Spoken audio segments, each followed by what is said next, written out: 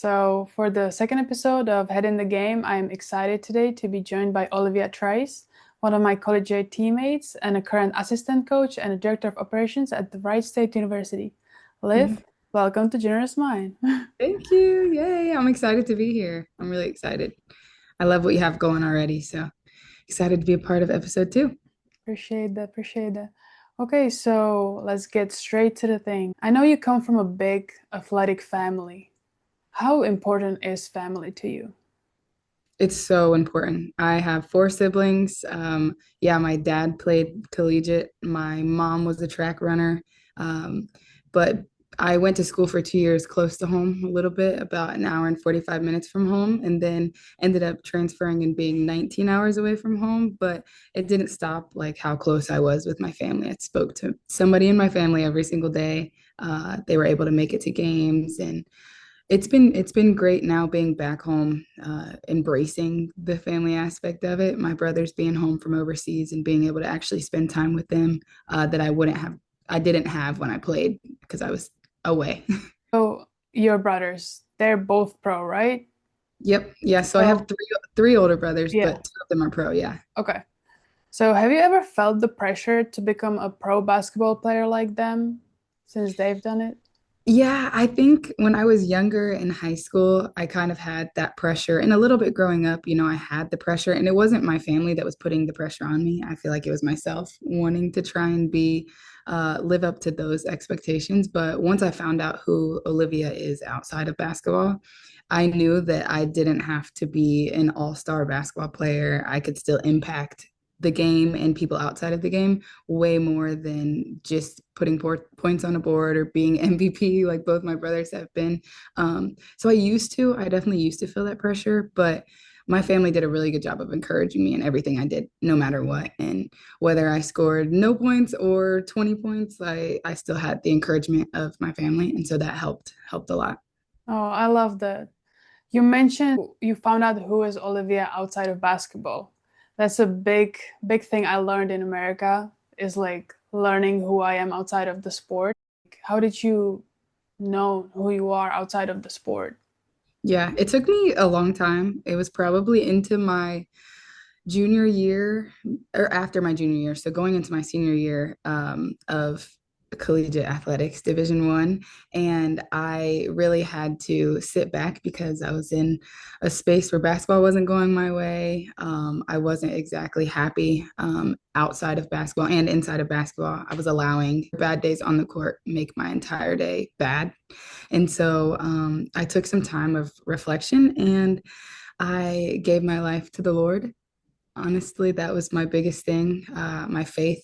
I found out who I am and what the Bible calls me as a child of God. And I know that I'm loved whether or not I score or whether or not I am producing.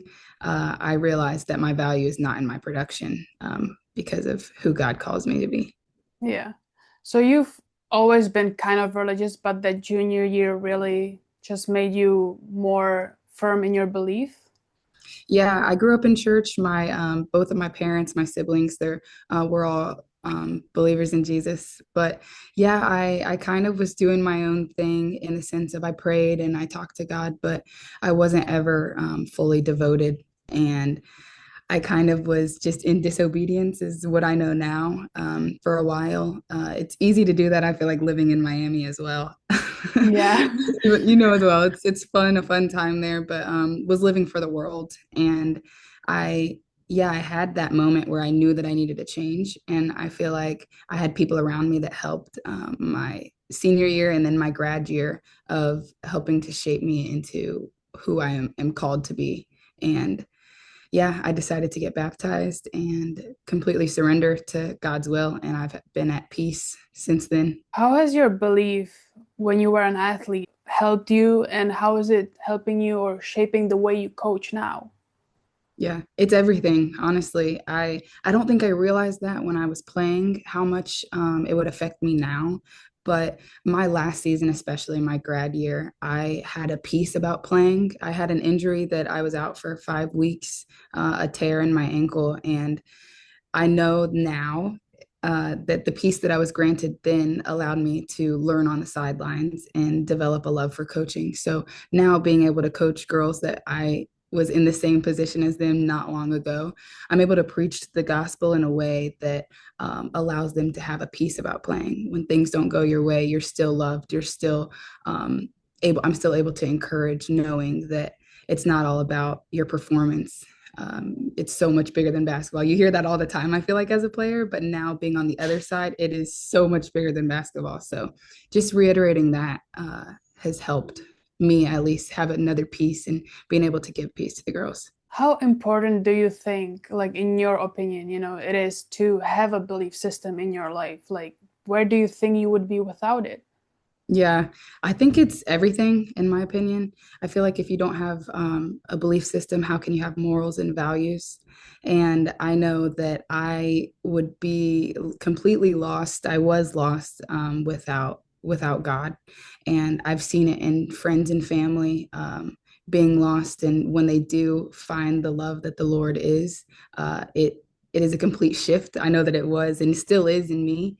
So incorporating that into coaching style by just loving and being an encourager has helped me, kind of spread faith without hounding someone to love Jesus. It's just being an example of love. Have you noticed like the difference of how you deal with adversity before you became like devoted to Jesus and now that you are devoted? Yeah, it's actually pretty funny. Just kind of looking back on how I used to handle situations. I feel like I've always had like a soft heart, like I've cared about people, but I still was quick to frustration and anger. And now where I'm at, like giving grace because of the grace that I'm given, I think that's a great way for me to kind of change the perspective of things now and be able to completely give ultimate grace to other people. I feel like that's a big thing for me is when things don't go my way or don't go exactly how I want it, to be able to have a peace and grace about it because of the grace that I'm given. I think that's even more important as a coach, not just a player. What made you like decide that you want to go this coach way and not go pro?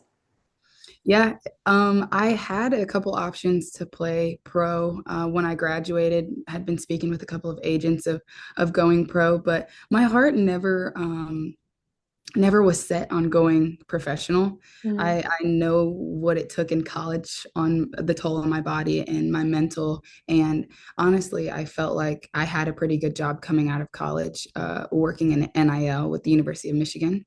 And I kind of wanted to stick with that and see where it led me to. My master's degree was in marketing management was my specialty. So working in marketing at like the biggest level that you could work at was something that I was really interested in. And I knew that I probably wouldn't be able to have that opportunity again if I would have went pro.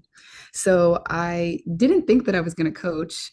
Um, I know growing up, everybody is like, you're going to coach because I'm exactly like my dad. But I was kind of over it, if I'm being honest. I needed some time away from basketball. And it wasn't until November of 2024 when the season was starting back up and I got to, witness different coaching styles. And I was actually a spectator for the first time. It has been like Mhm. I wasn't a player anymore. And I got to see the impact that coaches truly have. And so I began shadowing the men's team here at Wright State. My dad is actually the associate head coach on the men's side at Wright State University. So I was able to shadow and I traveled with them a couple times in January and February, got to see kind of the heart of coaches and like the impact that coaches do truly have because I know firsthand, firsthand the impact. But I was actually going to be coaching AAU, West Virginia Thunder, Scott Okay. Johnson. He had asked me to coach them. He'd asked me a few summers when I was playing, but I wasn't able to just because of summer workouts. But I had the opportunity. I was going to be coaching AAU for West Virginia Thunder, and the athletic director here at Wright State, her name's Joylyn Brown. She invited me to speak at a National Women's Girls and Women's Day in Sports seminar. And so I spoke about NIL there, and I got back in contact with my head coach here, Carrie Hoffman. So we spoke a little bit, and she asked how I was doing. She actually recruited me in the transfer portal back Okay. in 2021. Yeah, so I've known her and her associate head coach as well, John Leonzo. I've known them for years, great people. And about a month after that seminar, she called and let me know that an assistant coach and director of ops position opened up here. And I'd prayed about it, and I knew that it was a blessing that I couldn't turn down. Oh, that's awesome. I love to hear that. You've had a lot of coaches in your life. Your dad's a coach. What have you learned from other coaches, and who do you see yourself like following in like their footsteps, or what like coaches that you had that you don't want to be like how has every coach in your life shaped you you know Yeah, I think that's a big thing for me that I've had to reflect on now. Just the different coaching styles that I've had from AAU to high school to college, even when I was younger. My very first coach, his name was James Muntz. He was an amazing man, and he just the kindness that he had, that was a big influence on like who I feel like I am as a woman today. Just the way the softness that he had, but was still making sure we were getting things done at 9 to 12 years old, was a big inspiration for me. And then my dad was able to coach me 2 years in high school, and the type of coach that he is, the encourager, the type of man that he is in general, an ultimate lover boy. He is, and I think that I've those traits have been instilled in me. So I feel like that's a big thing. When I got to college, playing 2 years under Robin Fralick, I mean, that's a great staff that they have there. They're now at Michigan State. Great people. I loved a lot of things about Bowling Green. I just wanted something a little bit different going into my third year playing. So, getting away from home and getting into the transfer portal and the whole recruiting process over again. Coach Burks and Coach Dan at FIU did a great job recruiting, and FIU is a beautiful place. So getting there and knowing like the different struggles of being with international teammates, loving them and the different cultures was amazing. It was probably my favorite thing about FIU, just my teammates. But yeah, the influence, I feel like now I've learned that your character influences young people. You can either leave a program and have a great experience, or leave a program and not have a great experience. And I feel like uh, I want to be the type of coach that I go to my players' weddings one day, and that I have communication and talks with them about things that aren't basketball related. And I feel like I've witnessed my dad have people from 15, 20 years ago call him and just ask how he's doing. And I Mhm. want that for myself, because I feel like it's missing in women's basketball nowadays. It's such a business. There's not much loyalty, I feel like, in basketball because of NIL and the transfer portal. So yeah, I feel like my dad has been a huge influence in me for that, as well as watching my coaches now, like my coworkers, carry the way that she loves and truly wants the best for the girls. It's refreshing because you don't Mhm. always see that in athletics, especially Division 1, when it's not about business and it's about people. I think that's been really evident here so far. Yeah. I remember you as a teammate, you were always so encouraging and just like a good person, like and good to be around. Wow, So I'm so excited for you to be influencing this next generation of athletes.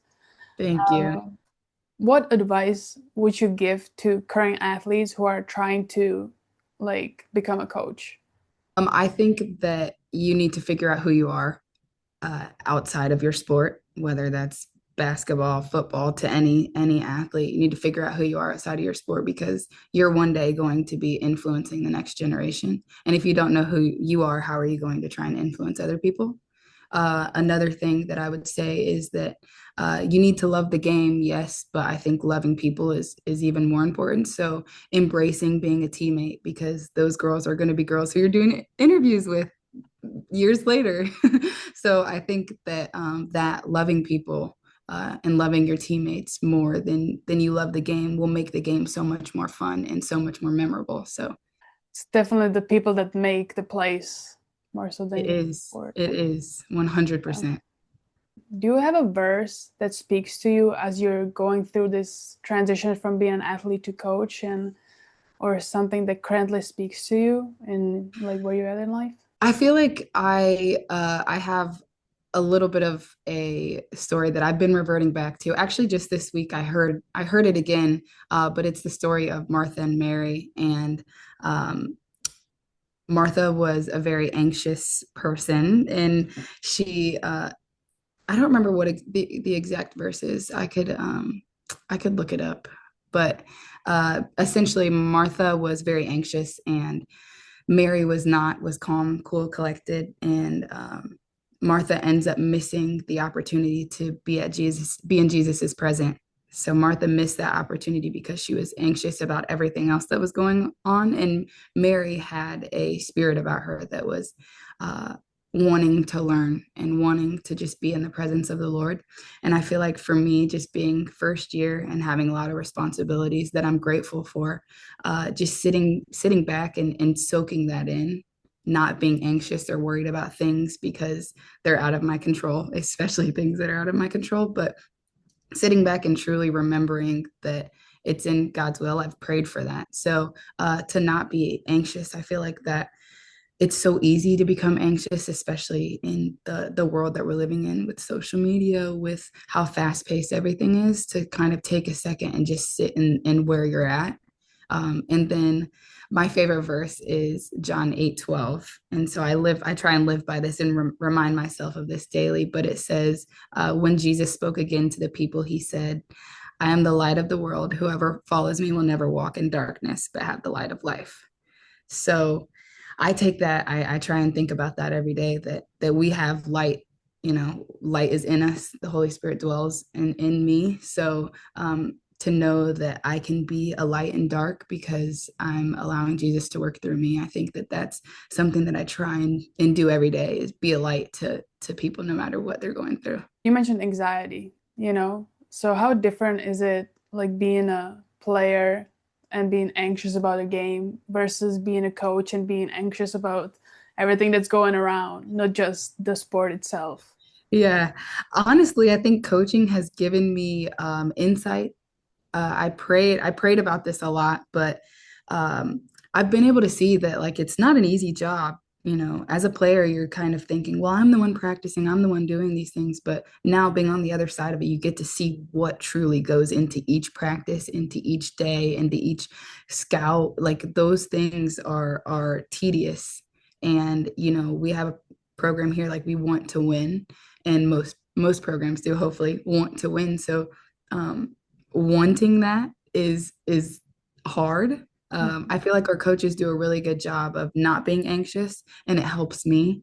But there is anxiety around coaching. I 100% feel that. I felt it as a player playing my last year when I was having more peace. I didn't feel that, and that's kind of where I'm at now, of like fully surrendering that everything that happens happens. That doesn't mean that I don't have moments of anxiety or where I'm worried, but I revert back to, again, what the Bible says, to cast my worries and fears onto the Lord. And I feel like our coaches do that great, and so I'm able to do the same thing, not worry about whether we had a great practice or not, because I know things will work out as they should.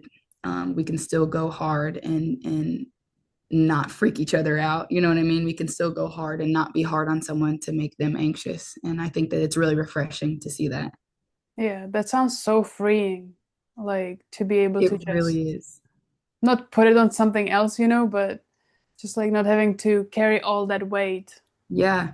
Yeah. Releasing the burdens. That's what it talks about in the Bible, to cast your burdens onto him and he carries them for you. So I feel like when you can do that, you have a lightness that you walk around with. You're not worried about it. The Bible literally says to not worry about tomorrow, for they'll bring their own problems. You know what I mean? Like Yeah.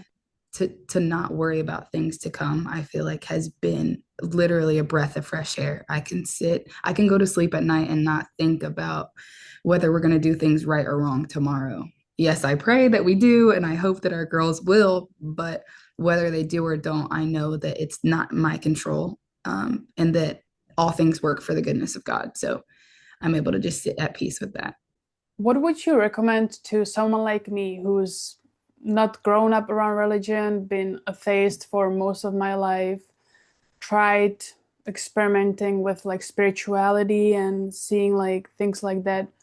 But I do want to kind of deepen my belief in something. I haven't decided what exactly, but where would you recommend I start with that? Yeah, I think one thing that I know, obviously I grew up in church, but just talking to God, I think that's a big thing for me that like I've done for a long time of just he hears you and it doesn't have to be some big powwow. I talk to him like I'm talking to you. I talk to him like a friend because he is one of saying, "Hey, I'm struggling with this and I don't know what to do, so I'm just going to tell you about it." I think that that is a big piece that people don't think about because Christianity is portrayed as something a lot of times that it's not. And then as far as reading the Bible, John, starting in John, I believe is a great place to start for people who want to know Jesus and who he is. And John was known as the disciple whom Jesus loved. So John is written all about Jesus's love and who he is, which is love. So that's a really good place to start. Also, I feel like um, watching different podcast videos has helped me, different sermons, finding a pastor. I could even send you some, or I post different things of like finding a pastor who's preaching the truth, which is the Bible, has really helped me understand things on a grander scheme that we're here to give God glory. Okay. Sounds Yeah. good. Yeah, I would love to if you could send me some of those, even if I could just share it with people here. Yeah, yeah, definitely. I would love to do any of that. Bible studies. I have a couple books that really help. There's a book that I'm rereading. It's called Soul Care. I can send it to you as well, and you could put it up if you want. But it's a really good book about just transformation and emptying your heart out first because your heart is so filled with evil things. Scripture tells us that our heart is evil at childhood just because of the sin that's in the world. And Mhm. so that book just explains how to empty your heart out and fill it with God's love and who he says you are. So it's been really good, really refreshing. I'd love to Yeah. share it. Oh, okay. Sounds good. How are you liking overseas? You like it?